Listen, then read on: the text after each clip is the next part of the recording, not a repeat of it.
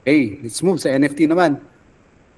By the way, mamaya, no, i-focus natin yung CRAT key at saka NFT. So don't worry, dito is pasada lang po para makita niyo yung mga systems. But later, mag-focus tayo doon sa specific na parts ng NFT at saka CRAT key.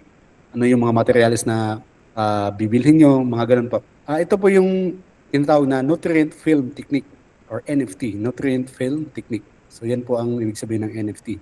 Tinatawag po siyang nutrient film kasi dito is pagka nag-pump ka ng tubig papunta doon sa NFT gutters or channels mo, dapat manipis lang po yung daloy ng tubig. Kaya tinatawag siyang film or nutrient film. Kasi yung tubig na manipis na dumadaloy is meron po yung mga nutrients na kailangan ng plants. Kaya tinatawag po siyang nutrient film.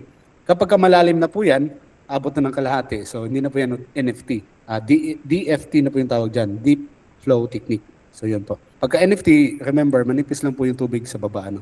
So sa NFT is recirculating po siya. Pagka nag-drain, pinapump ulit, paikot-ikot lang po yung tubig. And kaya kailangan siya ng constant monitoring kasi from time to time, kinukonsume ng plants yung nutrients so nagdi-deplete siya. So kailangan mo siya i-refill or either, for best result, palitan mo yung tubig lahat. Wag namang itapon yung yung existing, pwede mong idilig sa mga halaman.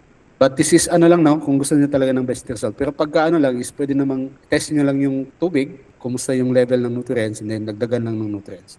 So, ito po yung concept ng NFT. Meron tayong pump, tangke, tapos lalagyan ng tubig, titimplahan ng nutrient solutions, ipapump papunta dun sa taas, tapos dadaloy papunta sa kabilang dulo, magdi-drain, i-collect sa drain, tapos balik ulit. So ganun lang po siya. Yun. Ito naman po yung different NFT setups. Pwede kang naka A-frame and pwede ding flatbed, yung flat lang. And ito is naka multi-layer for indoor setup kung nasa loob lang ng bahay or nasa loob ng buildings. So kailangan mo dyan ng mga grow lights, yung mga lights para mag-supply ng light sa ating halaman. So yun po. Nakadepende po ito sa inyo kung ano yung setup na gagamitin nyo.